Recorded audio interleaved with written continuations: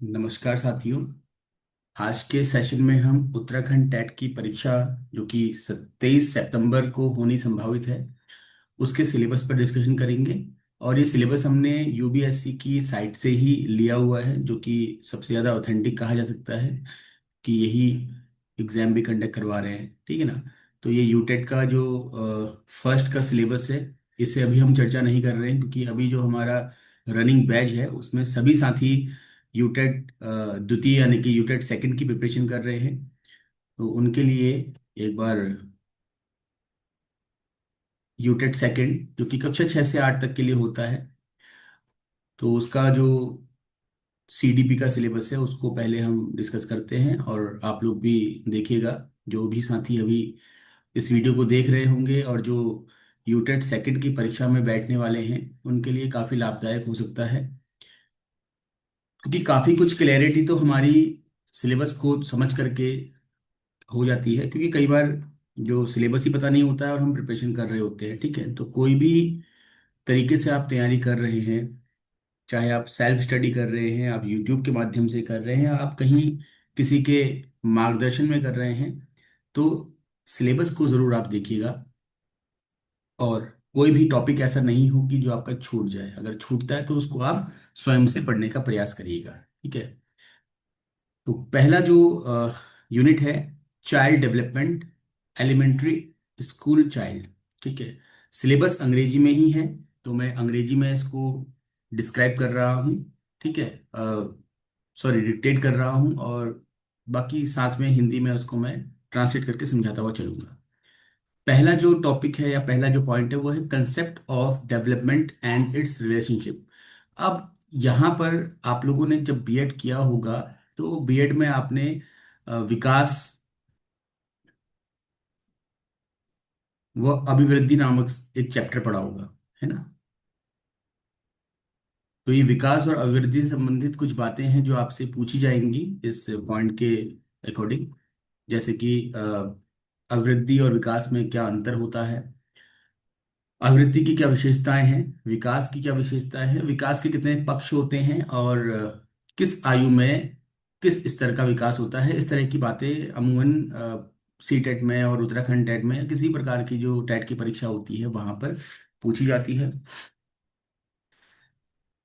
दूसरा जो बिंदु है वो है आपका principles of development of children, बहुत ही इंपॉर्टेंट है। ठीक है, पहले पॉइंट से कोई प्रश्न पूछा जाए ना पूछा जाए, लेकिन सेकंड पॉइंट जो है इससे हमेशा एक प्रश्न तो पूछा ही जाता है, कभी कभी दो प्रश्न भी पूछ देता है। तो बीएड आपने किया ही है सभी ने। ठीक है, जो अभी यहाँ पर जुड़े हुए हैं, आई होप बीएड करने के बाद ही आप लोग फिर ये यूटेट की परीक्षा देते हैं, सेकंड वाली। फर्स्ट तो अब डीएलएड वगैरह करने के बाद ही आप दे सकते हैं। तो प्रिंसिपल ऑफ डेवलपमेंट का मतलब आपका हुआ विकास के सिद्धांत। विकास के सिद्धांत। देखिए, विकास के काफी सारे सिद्धांत हैं। ठीक है, जिन बुक्स से आप पढ़ते हैं उसमें हो सकता है कि 10 से 14 के आसपास विकास के सिद्धांत लिखे हों। इसके अतिरिक्त अन्य कई भी विकास के सिद्धांत होते हैं, कोई बहुत वेल डिफाइंड नहीं है। हाँ, 8 से 10 जो सिद्धांत है वो वेल डिफाइंड हैं, जिनसे प्रश्न अधिकतर पूछे जाते हैं। ठीक है, तो ये आप लोग देख लीजिएगा। जहाँ से भी आप पढ़ रहे हैं इनको थोड़ा सा गहराई से समझ के पढ़िएगा। इवन दो इसमें भी जो आपका सेफ्लोकॉडल है ना, और प्रॉक्सिमिटी एंड स्टेप के जो एडवांस स्पाइरल जो है आपका है, ये थोड़ा सा कहीं ना कहीं इंपॉर्टेंट हो जाता है। तो जैसे कुछ विकासी सिद्धांतों की मैं बात करूं, तो जब हम कहते हैं कि विकास एक निरंतर चलने वाली प्रक्रिया है, डेवलपमेंट इज कंटिन्यूअस प्रोसेस, तो कंटिन्यूअस प्रोसेस का मतलब क्या है वहां पर, और विकास को हम कंटिन्यूअस प्रोसेस क्यों कह रहे हैं समझना जरूरी है। ठीक है, जब हम ये कहते हैं कि विकास की जो दर है उसमें कहीं ना कहीं यूनिफॉर्मिटी की कमी पाई जाती है। ठीक है, तो lack of uniformity in the rate of development. अब ऐसा क्यों होता है ये समझना जरूरी है आप लोगों को। तो कहने का मतलब ये है कि जो विकास के सिद्धांत हैं उनको आप सशब्द याद ना करें, उनको समझते हुए करें आप। सेफ्लोकॉडल का मतलब क्या होता है। ठीक है, और बाकी और जो चीजें उसमें हैं, आपका लीनियर एडवांसमेंट का क्या मतलब है वहां पर, है ना, किस तरीके से विकास में उसको हम समझते हैं, ये सारी चीजें आप लोग देख लीजिएगा। ठीक है, आई होप कि ऑलमोस्ट आपने पढ़ा ही होगा फिर भी। और विशेषकर प्रीवियस जो क्वेश्चन पेपर्स हैं या पूर्व में जो परीक्षाएं हुई हैं उत्तराखंड या सीटेट की, वहां पर विकास के सिद्धांत से संबंधित जो प्रश्न आए हुए हैं वो जरूर देख लें आप, और उनके उत्तर जो संस्था जिसने परीक्षाएं करा रखी हैं उन्होंने उसके उत्तर क्या माने हैं और क्यों माने हैं उनको भी थोड़ा सा अच्छे से करके चले, ठीक है। कि एग्जाम टाइम पे थोड़ा कन्फ्यूजन क्रिएट तो हो ही जाता है, अभी तो लगता है कि काफ़ी कुछ आसान है लेकिन वहाँ पर कहीं कुछ ना कुछ गलतियाँ हो जाती हैं। इसीलिए आपने देखा होगा कि इतना आसान आपका सीडीपी होने के बाद भी 30 में से 20 से 22 प्रश्नों में भी कई बार हम अटक जाते हैं। मैं ये नहीं कहूँगा सभी लोग अच्छा स्कोर भी करते हैं, कई लोग 30 आउट ऑफ 30 भी लेकर के आते हैं, बट फिर भी कई बार देखा जाता है, ठीक है। तो थोड़ा सा केयरफुल रहें। फिर है influence of heredity and environment. ये हेरिडिटी क्या होती है, तो इसको हम हिंदी हिंदी में बोलते हैं अनुवांशिकता, ठीक है। अनुवांशिकता और विकास, सॉरी, वातावरण। अनुवांशिकता व वातावरण का विकास पर क्या प्रभाव पड़ता है, ठीक है। तो इन्वायरमेंट का क्या प्रभाव पड़ता है और हेरिडिटी का प्रभाव पड़ता है, ये थोड़ा सा पढ़िएगा इसको अच्छे से, ठीक है।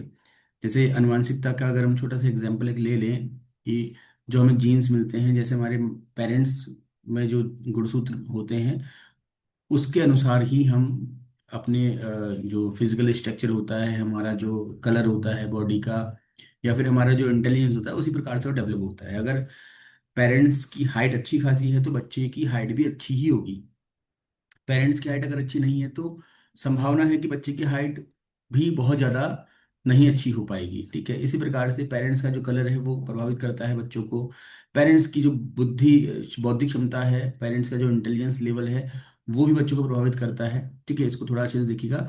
वातावरण का प्रभाव तो आप जानती हैं कि किस प्रकार से बढ़ता है। जैसे इन्वायरमेंट में आप रहेंगे, जैसे लोगों के बीच में रहेंगे, वैसे ही आपकी भाषा में प्रभाव देखने को मिलेगा। अगर आप थोड़ा सा स्लम एरियाज में रहते हैं जहाँ पर बहुत ज़्यादा मतलब रफ लैंग्वेज यूज़ करते हैं बच्चे, तो आपके बच्चे भी जो है वो वैसे ही रफ लैंग्वेज यूज़ करना शुरू कर देंगे, ठीक है।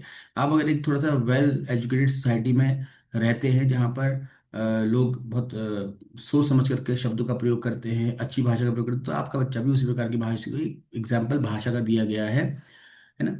और इसके अलावा और भी बहुत सारी चीज़ जो है वो आपको देखने को मिलेंगी, ठीक है।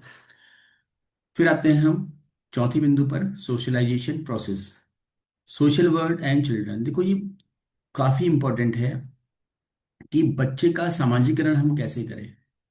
और उस सामाजिकरण में तीन चीजें बहुत महत्वपूर्ण होती हैं: शिक्षक, उसके माता पिता और उसके साथी, ठीक है। तो बच्चे का जो सामाजिकरण है वो उसमें शिक्षक की क्या भूमिका है, उसके माता पिता की क्या भूमिका है, और उसके जो साथी हैं या फिर कहें कि जो पेयर्स हैं उनके उनकी क्या भूमिका है, इसको थोड़ा सा समझने की आवश्यकता है, ठीक है। पहले तो इससे पहले समझने की आवश्यकता है कि सामाजिकरण को आप समझते हैं या नहीं समझते हैं, सामाजिकरण का भी अर्थ आपको प्रॉपरली पता है या नहीं, ठीक है। तो समाज में किस तरीके से बातचीत करनी है, कैसे उठना बैठना है ना, समाज से हमारा संबंध कैसा होना चाहिए। एक्चुअल में समाज क्या है, हमारे आसपास के जो लोग जिनके साथ हम रहते हैं उनकी कुछ आवश्यकताएं हमसे होती हैं, उनको हम पूरा करते हैं, हमारी कुछ आवश्यकताएं उनसे होती हैं, उसको वो पूरा करते हैं। तो इसी प्रकार से आपका समाज जो है विकसित हो जाता है या बन जाता है, ठीक है। तो अब बाकी तो फिर आप जो डिटेल स्टडी कर रहे हैं वहां से आप करिएगा, ठीक। पियाजे, कोहलबर्ग एंड वाइगोस्की, ये आपके थ्योरिस्ट हैं, यानी कि हम कह सकते हैं कि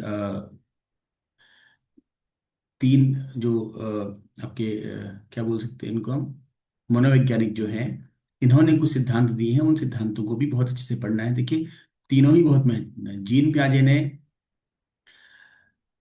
स्कूल ऑफ कॉग्निटिव साइकोलॉजी की स्थापना की है, कहीं कि इनको father of school of psychology भी कहते हैं, स्कूल ऑफ कॉग्निटिव साइकोलॉजी भी कहते हैं।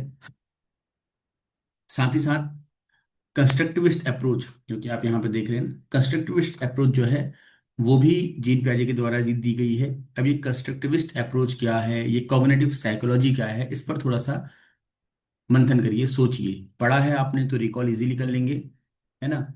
और लेकिन फिर वही बात कि आपने जो पढ़ा है और परीक्षा में जो पूछा जा रहा है, क्या वो सही है, आप ये देख लीजिएगा। हो सकता है कि आपने कंस्ट्रक्टिविज्म का जो अर्थ पढ़ा है, शायद वो प्रॉपर वो अर्थ ना हो उसका, है ना। आपने जो कॉग्निटिव साइकोलॉजी को समझा है, हो सकता है कि उससे बढ़कर कुछ और भी हो साइकोलॉजी में, है ना, कॉग्निटिव साइकोलॉजी में। तो इस पर भी थोड़ा सा आप विचार करिएगा। सोर्सेज बहुत हैं पढ़ने के, आप डिटेल पढ़िए, समय निकालिए, और जितना हो सकता है आपका नॉलेज एक्वायर करिए, फोकस्ड होकर के। कि ये याद रखें कि आप पढ़ यूटेट के लिए रहे हैं, क्योंकि यही चीज़ नेट की परीक्षाओं में पूछी जाती है। आप उस लेवल का ना पढ़े जो यूटेट में आ रहा है, वही पढ़ें। और वो पता कैसे लगेगा हमको, जब हम पुराने जो प्रश्न पत्र हैं उनको देखेंगे और समझेंगे कि किस प्रकार से जीन पियाजे से संबंधित प्रश्न पूछे गए हैं, किस प्रकार से कोहलबर्ग से संबंधित प्रश्न पूछे गए हैं, और किस प्रकार से वाइगॉस्की से संबंधित प्रश्न पूछे गए हैं। उनको जरूर देखते हुए चलिए, ठीक है।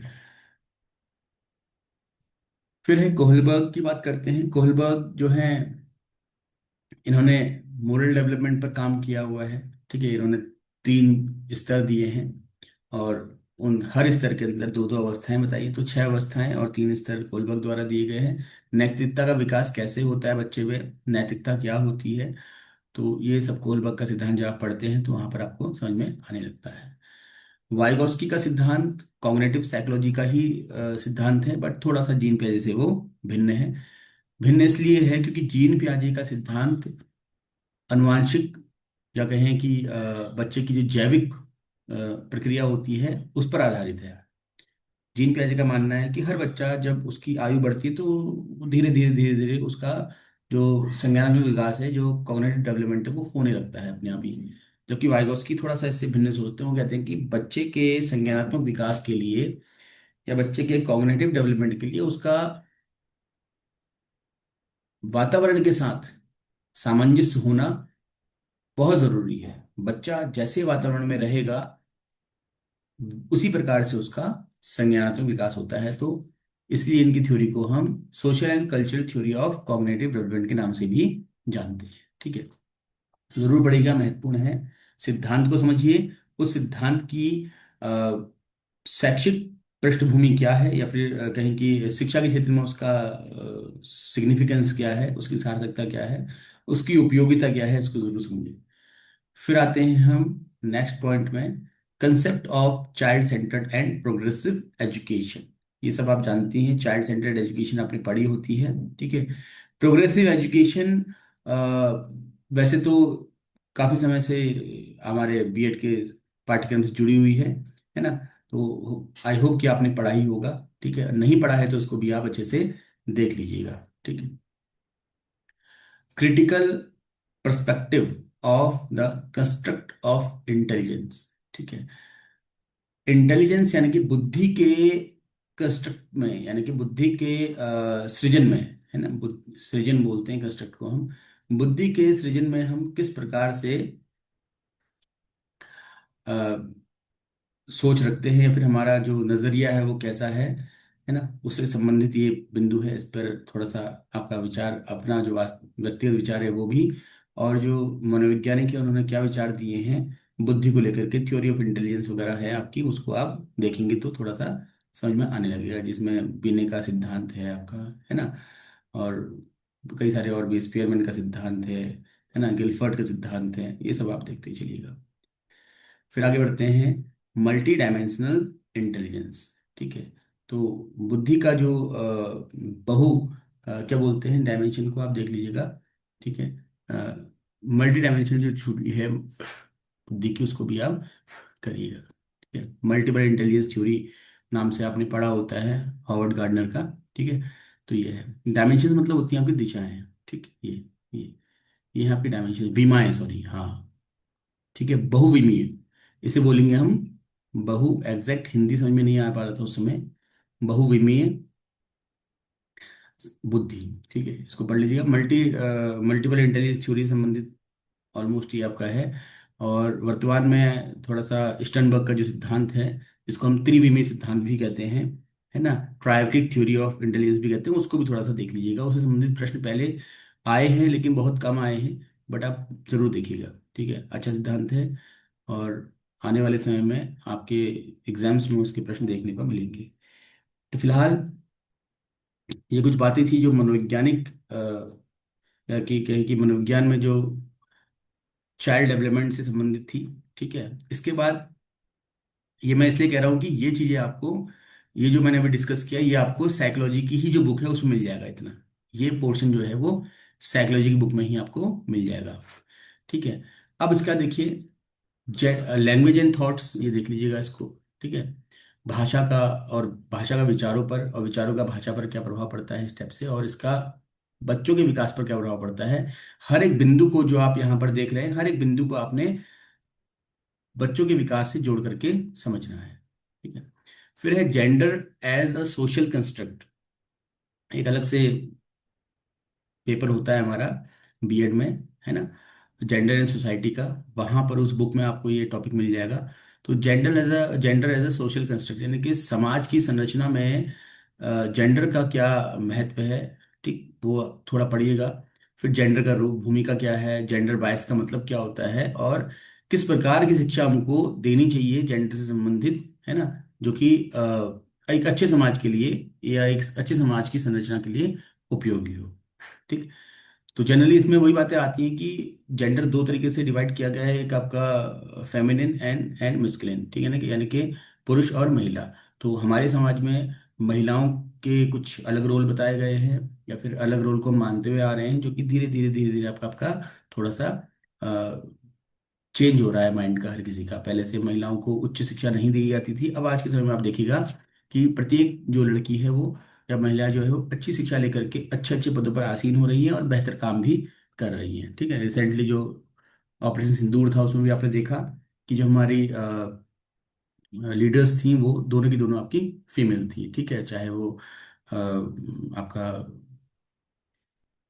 एयरफोर्स की हो, चाहे आपका वो ग्राउंड फोर्स की हो। ठीक, तो इस प्रकार से ये gender as a social construct, दो एक क्वेश्चन इससे जनरली पूछे आते हैं, और अमूमन वही क्वेश्चंस आपके रिपीटेड फॉर्म में होते हैं, उनको आप देख लीजिएगा तो हो जाता है आपके लिए। ठीक, काफी।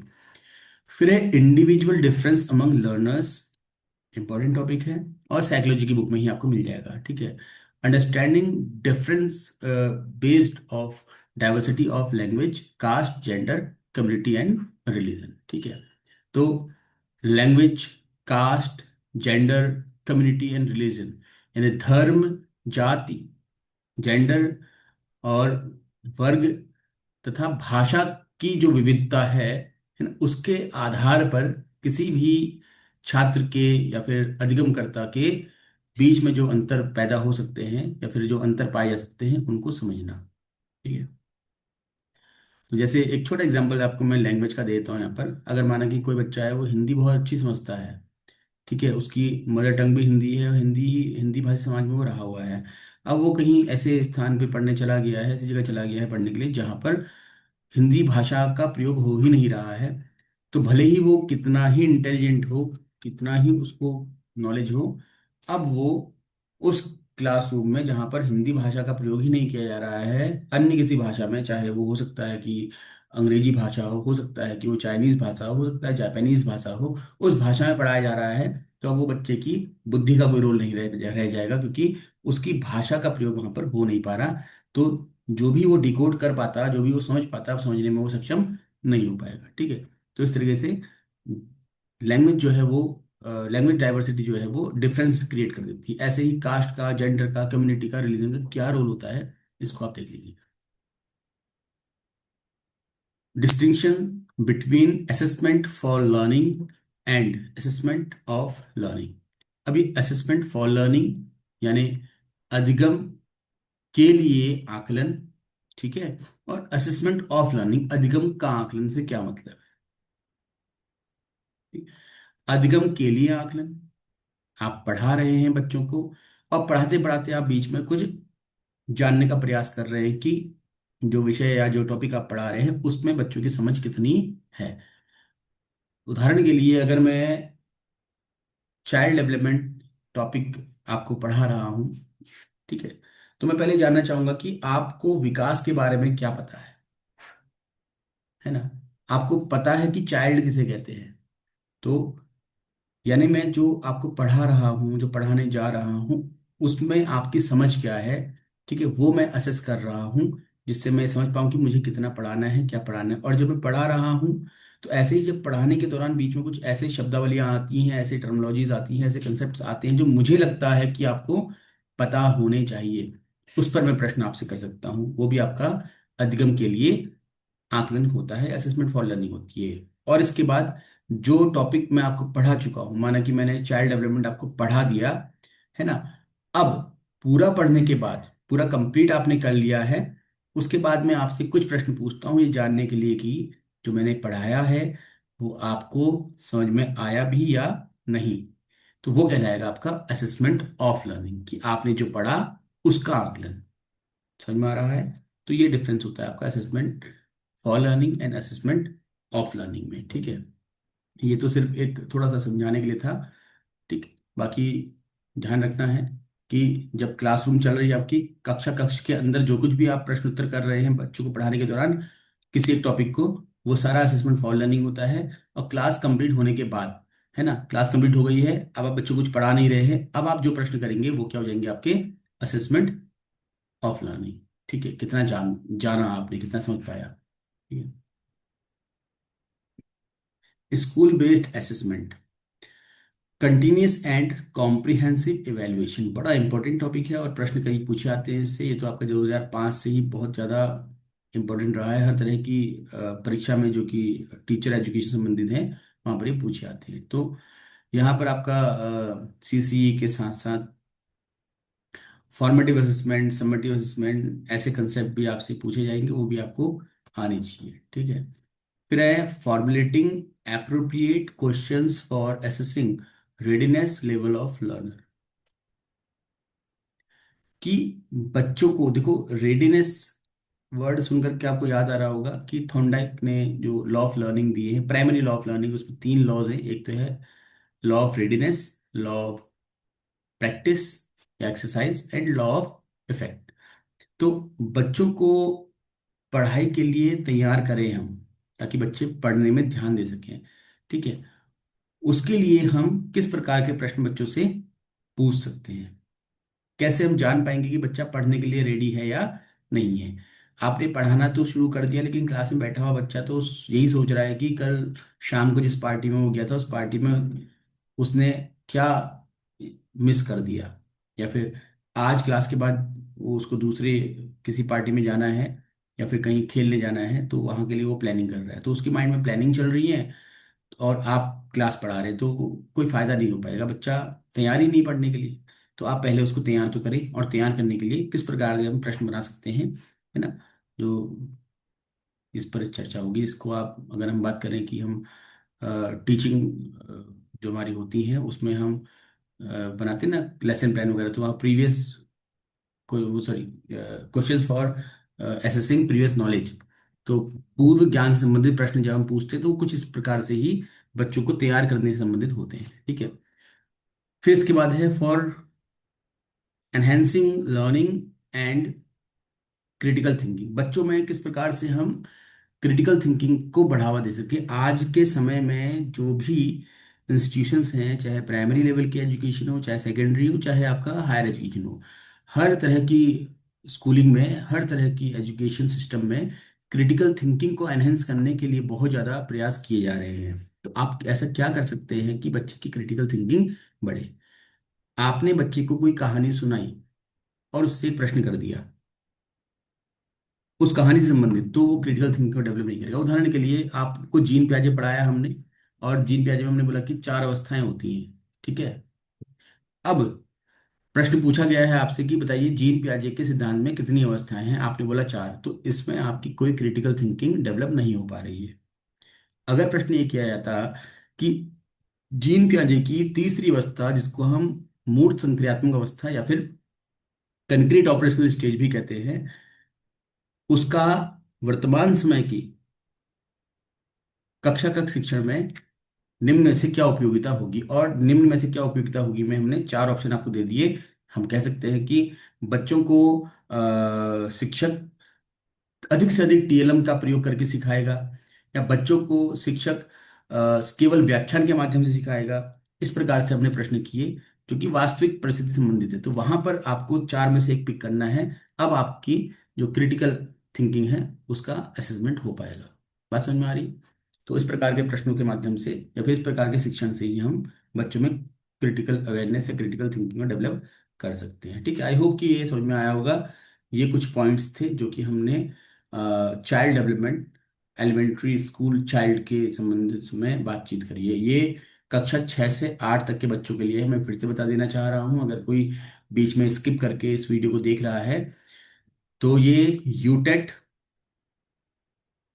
सेकंड का सिलेबस है।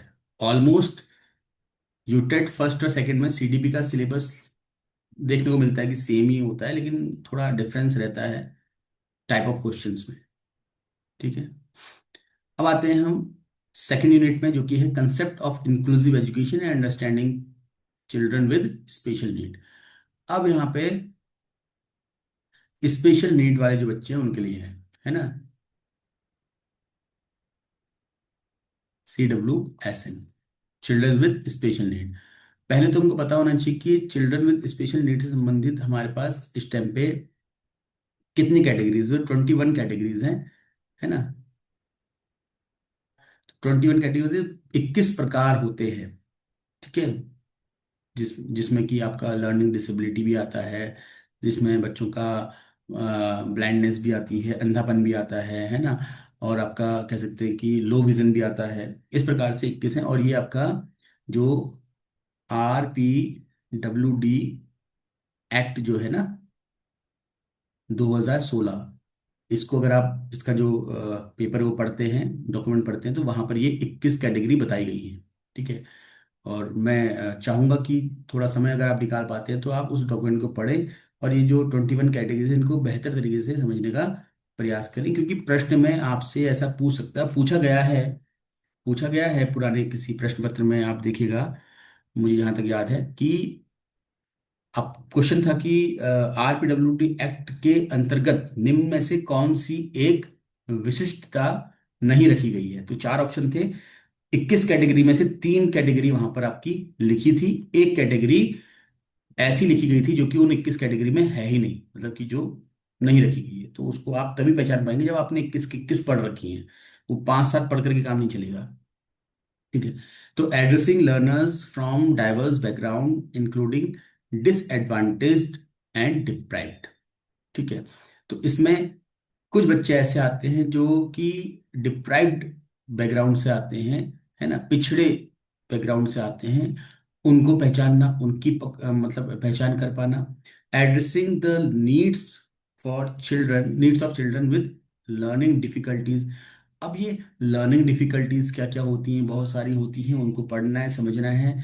हर मतलब हर साल परीक्षा में एक लर्निंग डिसेबिलिटी से प्रश्न आता ही है। ठीक है, और अब तो जो बहुत इजी लर्निंग डिसेबिलिटी होती है, जैसे आपका डिसकैलकुलिया, डिसलेक्सिया, यहाँ से प्रश्न कम आते हैं। थोड़ा सा एडवांस टाइप की जो लर्निंग डिफिकल्टी वहाँ से आती है, तो उसको देखिए। इम्पेयरमेंट्स मतलब कि जो कमियां हैं, जो फिजिकल कोई अगर ऐसा डिफॉल्ट है बच्चे में तो उससे संबंधित आती हैं आपकी। ठीक है, addressing the talent creative specially abled learners. ठीक है, तो इस प्रकार से आपको ये इंक्लूसिव एजुकेशन है understanding children with special need के अंदर पढ़ना है। ठीक है, थोड़ा ज़्यादा तो नहीं, इससे आपको 2 से 3 प्रश्न देखने को मिलेंगे, इनको आप थोड़ा गहराई से समझिएगा कि ये 2-3 प्रश्न ऐसे होंगे कि अगर आपने पढ़ा है तो आप कर पाओगे, वरना इसमें भी जीरो मान के चलो आप। ठीक है, तो ये मत सोचना कि 2-3 ही प्रश्न पूछ रहे हैं तो पढ़ना ही नहीं है, पढ़ना तो है ही। ठीक, कि एक एक नंबर से फिर आपका मेरिट बनता है। और ये जो है यूटेट में अभी तो फिलहाल इसी को मेरिट नहीं बनती है। यूटेट फर्स्ट में तो होता है ऐसा कि आपके जितने मार्क्स होंगे उसका आपको वेटेज मिलेगा। जब पेपर होता है आपका तो उसमें मेरिट में जुड़ते हैं मार्क्स, लेकिन यूटेट सेकंड के मार्क्स नहीं जुड़ते हैं फिलहाल। आने वाले समय में जुड़ भी सकते हैं, तो कोशिश करें जितना बेहतर पढ़ सके। वैसे भी आगे LT वगैरह की परीक्षा में तो आपको ये पढ़ना ही पड़ेगा, काम आएगा ही आएगा। फिर है लर्निंग एंड पेडागोजी। ठीक है, इससे पहले की जो हमने बिंदु देखे वहां पर ऑलमोस्ट थियोरेटिकल कंसेप्ट देखने को आपको मिल जाएंगे, बट अब जो लर्निंग एंड पेडागोजी की हम बात करेंगे, पेडागोजी का मतलब होता है कि आपका पढ़ाने का तरीका है ना, कैसे हम पढ़ा रहे हैं, वही क्या है आपका पेडागोजी है। हर किसी की पेडागोजी अलग होती है, हर किसी का तरीका अलग होता है पढ़ाने का। दो टीचर गणित के हैं, दोनों ही पढ़ा रहे हैं और दोनों ही अच्छा पढ़ा रहे हैं। तो आप कंपेयर करिएगा किसी भी एक टॉपिक को, दोनों टीचर एक तरीके से नहीं पढ़ा रहे होंगे, पढ़ाने के तरीके में तो कहीं ना कहीं कुछ अंतर मिलेगा। वो जो तरीका है पढ़ाने का उसको हम पेडागोजी कह देते हैं। ठीक है, क्लियर हो गया पेडागोजी के बारे में। तो how children think and learn, तो कैसे बच्चा सोचता है। अब देखो, पढ़ाने का तरीका, आप हर बच्चे को एक तरीके से नहीं पढ़ा सकते। आपको पहले जानना पड़ेगा कि आपके सामने जो बच्चा है वो कैसा है, वो किस तरीके से समझ सकता है उसको, उसका इंटेलिजेंस लेवल कैसा है, उसका सीखने का तरीका कैसा है ना। उदाहरण के लिए अगर कोई बच्चा है वो क्रिकेट लवर है, मतलब कि क्रिकेट बहुत पसंद है उसको, उसको क्रिकेट का सब कुछ पता है, तो आप जब पढ़ा रहे हैं और आप उस कंटेंट को क्रिकेट से जोड़ के समझाएंगे तो वो बच्चा बहुत इजीली समझ जाएगा। ठीक है।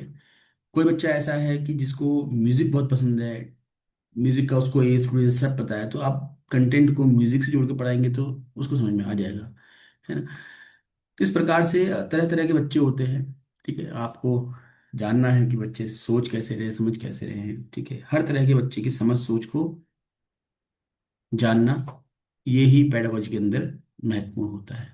ठीक है, और वही आपका पढ़ाने का तरीका भी चेंज कर देता है। ठीक है ना।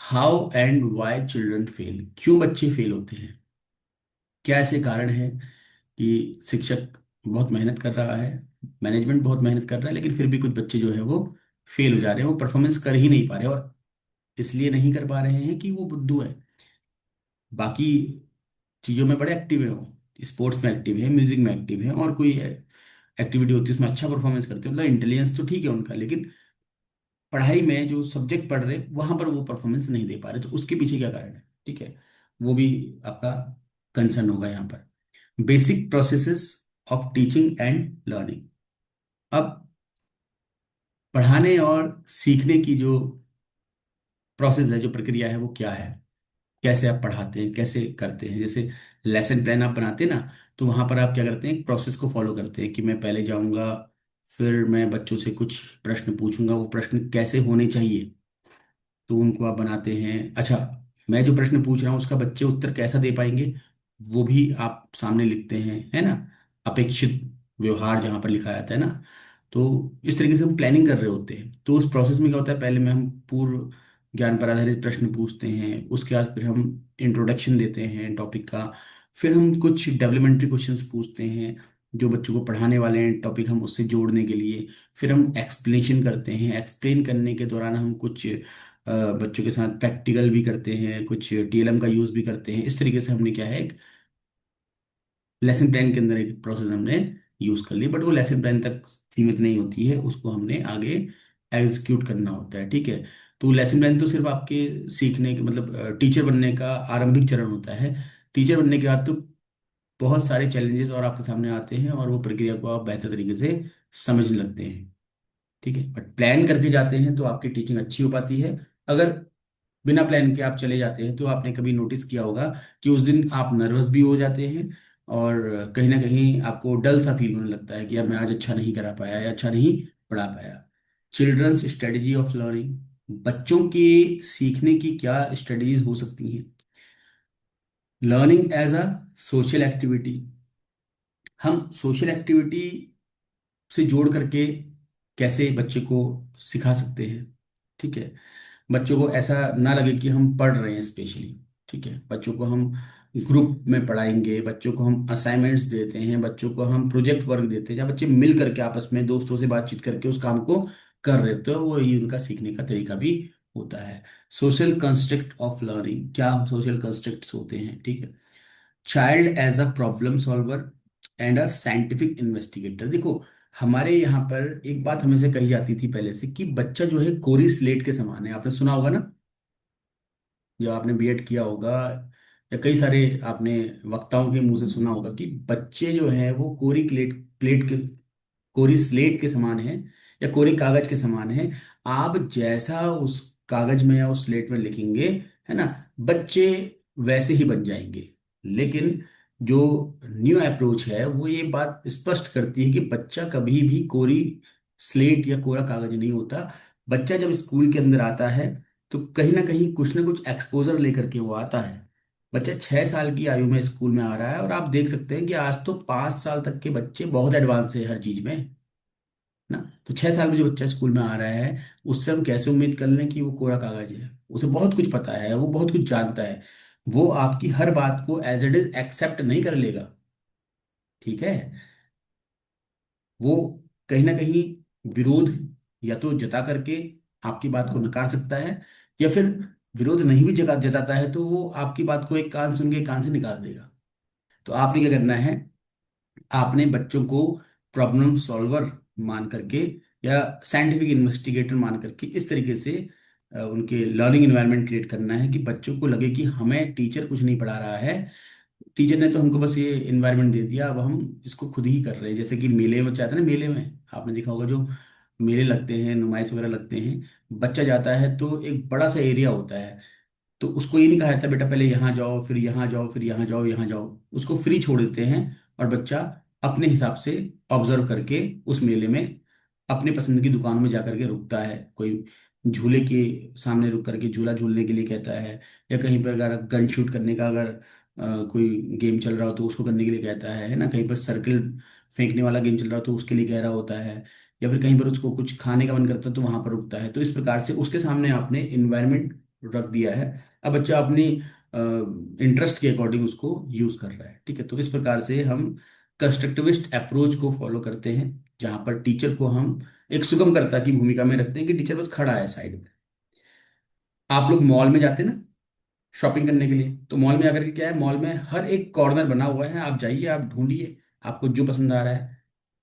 वहां पर सेल्स पर्सन होते हैं, और सेल्स पर्सन का काम क्या होता है, जब कोई कस्टमर बुलाएगा कि मैडम या सर प्लीज थोड़ा सा हेल्प कर दीजिए, मुझे ये सर्च करना था, इस प्रकार का इस टाइप का सूट या फिर इस टाइप का मेरे को वॉच देखनी थी, कहाँ पर मिलेगी प्लीज बताइए, तो तब वो जाकर के हेल्प करते हैं। तो यही चीज बच्चे के साथ भी होनी है कि बच्चा पहले खुद ऑब्जर्व करे, खुद एसिमुलेट करे उस पूरे इन्वायरमेंट को। उसके बाद उसे कहीं पर कोई डाउट होता है, कहीं पर उसको लगता है कि टीचर की हेल्प चाहिए, तो टीचर को बोले कि सर प्लीज ये थोड़ा सा इसमें हेल्प कर दीजिए।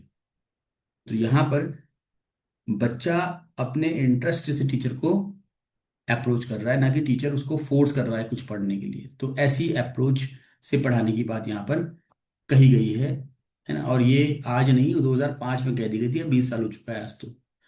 फिर भी पढ़ाने का तरीका हम लोग का क्लासरूम का पता ही है आप लोगों को, ऐसा नहीं हो पाता है ना। उसके कई सारे और कारण भी होते हैं। फिर alternative conception of learning in children, understanding children's errors as significant step in the learning process। बच्चों के जो कंसेप्ट बने हैं, कोई भी एक कंसेप्ट माना कि लॉ ऑफ ग्रेविटेशन है, वो कंसेप्ट बना हुआ है उसका, ठीक है, न्यूटन ने दे दिया, लेकिन बच्चा कहीं ना कहीं न्यूटन को जानने से पहले, न्यूटन को पढ़ने से पहले भी कुछ एक कंसेप्ट लेकर के वहां पर आया, हो सकता है वो कंसेप्ट उसका ठीक हो या ना हो, है ना। तो इस प्रकार से बच्चों की समझ हर कंसेप्ट के लिए कुछ ना कुछ अलग अलग होती है, वो भी जानना जरूरी है। और उसकी हेल्प लेना बच्चों को सिखाने के लिए वो और जरूरी हो जाता है। इसी प्रकार से बच्चे गलतियां करते हैं, तो बच्चे गलतियां क्यों कर रहे हैं, है ना। बच्चे ने गलती करी भाई, बच्चे ने क्या किया, आपने बोला कि चलो ये करो, इसको हल करो, ठीक है, 2+5 × 3 इजगल टू कितना हो जाएगा। ठीक है। अब बच्चे ने कर दिया आपका 2 5 7 7 3 × 21, ठीक है। तो अब जब उसने 21 किया, तो आपने बोला भाई क्या है ये तुमने गलत कर दिया, ठीक है, ऐसा नहीं होता, ठीक है ना। तो आपने कहा ये गलत है, ऐसा नहीं होता, ठीक है, इसको ऐसे नहीं करते हैं। लेकिन आपने जानने की कोशिश करी कि बच्चे ने ऐसा क्यों किया। तो हमें क्या करना है कि हमको जानना है कि बच्चे ने ऐसा क्यों किया। तो जब हम इसको गौर से देखेंगे तो हम ये जानेंगे कि बच्चे ने पहले 2 था, और फिर प्लस का साइन था, फिर 5 था। बच्चे ने क्या किया, सीक्वेंस से शुरू कर दिया, उसने 2 से 5 को जोड़ दिया, फिर गुणा कर दिया 3 से, क्योंकि पहले 2 से 5 को जोड़ने का दिखा रहा था साइन, फिर 3 से गुणा करने का दिखा रहा था। तो ऐसा उसने काम कर दिया, वो बॉड मास समझ ही नहीं रहा अभी। अब आपको समझाना है कि बॉड मास होता है जिसके अनुसार हम क्या करेंगे, पहले गुणा करेंगे, उसके बाद हम जोड़ेंगे। तो फिर आप तब उसको बताएंगे कि बेटा ऐसे नहीं होना था, ये करना था हमको, 5 3 15 एंड 15 + 2, देन जाकर के आपका 17, ऐसे करके हमने इसको बताना था। तो कहने का मतलब है कि बच्चे ने जो गलती करी है, हमने बच्चे को ये नहीं कहना कि बेटा तुम्हारा ये गलत हो गया, इसको ऐसे लिख के लाओ। तो बच्चा रट लेगा, उसको वो समझ नहीं पा रहा। ठीक है। तो आप बच्चे को समझाएंगे डिटेल में, तो फिर क्या होगा, वो अपनी गलती को सुधारेगा और दोबारा वो गलती कम से कम नहीं करेगा। वो समझ गया कि मैंने गलती क्या करी थी। तो पहला स्टेप, बच्चे की जो गलती हुई है, बच्चे ने कुछ सोच करके उसको लिखा है, तो बच्चे को पता लगेगी ये थोड़ा सा मैं गलत कर रहा था, अब वो ऐसा नहीं करेगा। ठीक है। फिर है कॉग्निशन एंड इमोशन, संज्ञान और संवेग। ठीक है। संज्ञान व संवेग। अब ये संवेग क्या है, संज्ञान क्या है? ठीक है, संज्ञान तो हम बात कर चुके, जीन पियाजे में काफी कुछ है ना। जो भी हमारी मेंटल प्रोसेसिंग होती है, जो हम मानसिक क्रियाएं करते हैं किसी के बारे में। जैसे माना कि आपके सामने कोई एक अचानक से आपके सामने बॉटल आ गई, एक बॉटल, और ट्रांसपेरेंट नहीं है, कैन के फॉर्म में, उसके अंदर कोई लिक्विड है।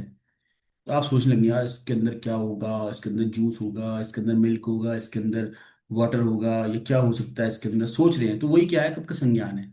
मेंटल प्रोसेसिंग को ही हम क्या कहते हैं, कॉग्निशन कह देते हैं। ठीक है। और हर बच्चा, हर व्यक्ति, हर जानवर, हर जीव, कोई भी ऑब्जेक्ट उसके सामने आता है तो उसके बारे में कुछ ना कुछ सोच रहा होता है, कुछ ना कुछ सोचता ही सोचता है वो। ठीक है।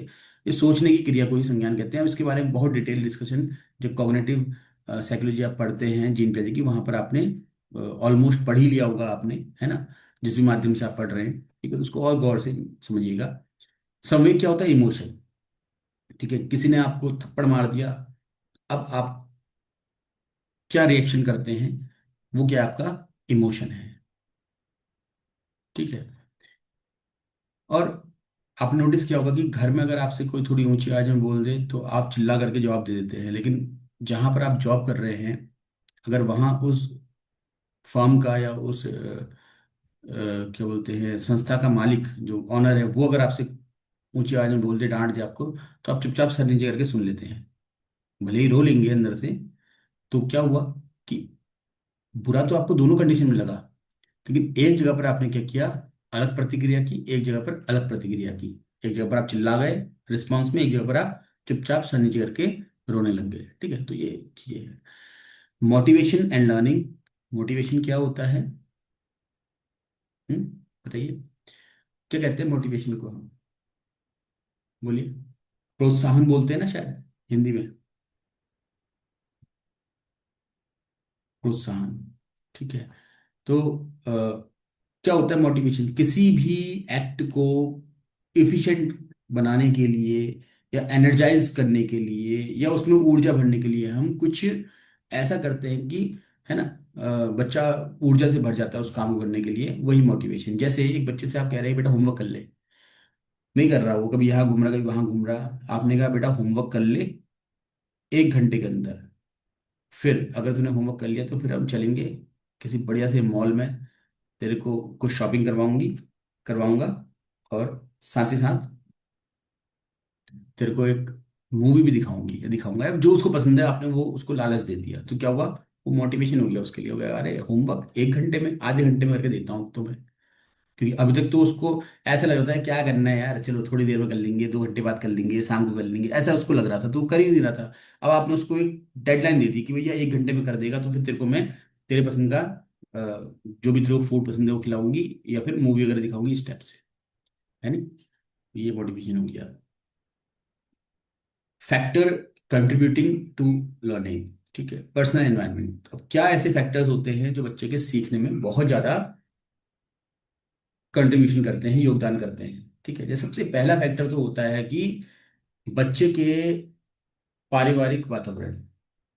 अगर उसके मम्मी पापा, जब भी बच्चा उनको देख रहा है कि वो अपना हार्ड वर्क में लगे हुए हैं, पढ़ाई कर रहे हैं, खाली मतलब मोबाइल में, टीवी में, इनमें टाइम वेस्ट नहीं कर रहे, तो बच्चे को खुद मन करता है मैं पढ़ूँ, मैं कुछ सीखूं करके, है ना। आपने देखा होगा जिनके मम्मी पापा कुछ क्रिएटिव होते हैं, जैसे म्यूजिक में होते हैं, डांसिंग में होते हैं, योगा में होते हैं, वो बच्चे भी सीख जाते हैं उस चीज को। ठीक है। दूसरा होता है टीचर का पढ़ाने का तरीका। टीचर कैसा पढ़ा रहा है। टीचर बहुत ही इंटरेस्टिंग वे में पढ़ा रहा है तो बच्चा भी सीखेगा, है ना।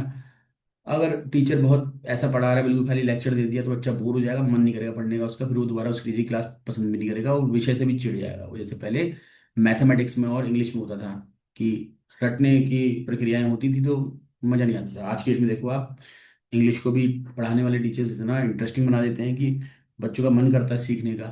वो पूरे सेंटेंस को ही, हमें तो सेंटेंस रटने के लिए कहा जाता था, आज के डेट में सेंटेंस में हर एक वर्ड को वो बहुत बढ़िया तरीके से एनालाइज करके सिखाने का प्रोसेस चल रहा है। ठीक है, तो ये चीजें हैं। ये सीडीपी का सिलेबस है जो कि मैंने डिस्कस किया है अभी इस सेशन में आपके साथ। नेक्स्ट सेशन में, क्योंकि काफी लंबा सेशन ये हो गया है, नेक्स्ट सेशन में फिर हम लैंग्वेज के जो पॉइंट्स हैं उनको डिस्कस करेंगे। लैंग्वेज में क्या क्या चीजें हैं, क्या क्या हमको पढ़ना है। ठीक है, दो लैंग्वेज होती हैं यहाँ पर, एक होगी आपकी इंग्लिश, एक होगी हिंदी। और बाकी तो फिर अब कुछ लोग संस्कृत लेते हैं इंग्लिश की जगह पर, या फिर कुछ और लैंग्वेज ले लेते हैं। तो जो सिलेबस में वही डिस्कस कर पाऊंगा। फिर मैथ्स और साइंस के लिए सिलेबस है, उसको देख लेंगे। ठीक है, और इसके बाद जो मैथ साइंस वाले नहीं हैं उनके लिए एसएसटी का जो सिलेबस है उसको हम देख लेंगे। ठीक है, ये नेक्स्ट सेशन में कर लेंगे। ठीक है, तो फिलहाल के लिए पेडागोजी का इतना ही है। अभी अगर आप लोगों को कुछ इसमें से ऐसा लगेगा कि कुछ डाउट है तो आप जो लोग कनेक्ट हैं अभी, वो तो अब इस सेशन के बाद आप अपने प्रश्न पूछिए, फेस टू फेस डिस्कस करते हैं। और जो कनेक्टेड नहीं हैं उनके लिए फिर आप वीडियो अगर देख रहे होंगे तो आप फिर कोई प्रश्न आपको बनता है तो आप कमेंट में पोस्ट कर दीजिएगा, उसका रिप्लाई आपको मिल जाएगा। ठीक है, और कोई टॉपिक अगर आप लोगों को पढ़ना हो इसमें से, हालांकि बहुत सारा कंटेंट आपके पास ऑलरेडी यूट्यूब में है अवेलेबल, तो आपने पढ़ ही लिया होगा उसको, और कई अच्छे अच्छे टीचर आपके यूट्यूब में आपको पढ़ा रहे हैं, तो है ना। तो अगर फिर भी लगता है कि कोई टॉपिक, कोई पॉइंट ऐसा है कि पढ़ना है या चर्चा करनी है, तो आप लोग उसको भी लिख के भेजिएगा, तो उस पर हम चर्चा करेंगे। ठीक है, बाकी पॉइंट वाइज या टॉपिक वाइज क्वेश्चन सीरीज हम स्टार्ट करने वाले हैं। 10-10 प्रश्नों की ऐसी सीरीज लेकर के आएंगे कि आपको थोड़ा सा 1 महीने तक बढ़िया सी प्रिपरेशन मिल जाएगी, लेकिन वो तभी हो पाएगा जब आपने वो टॉपिक पढ़ा होगा। ठीक है, तो फिलहाल के लिए आज इतना ही, और लैंग्वेज की सेशन के लिए फिर आप जुड़े रहिएगा। नेक्स्ट जो वीडियो है वो विद इन अ डे आपको अवेलेबल हो जाएगा। ठीक है, okay then, thank you all of you, have a good day.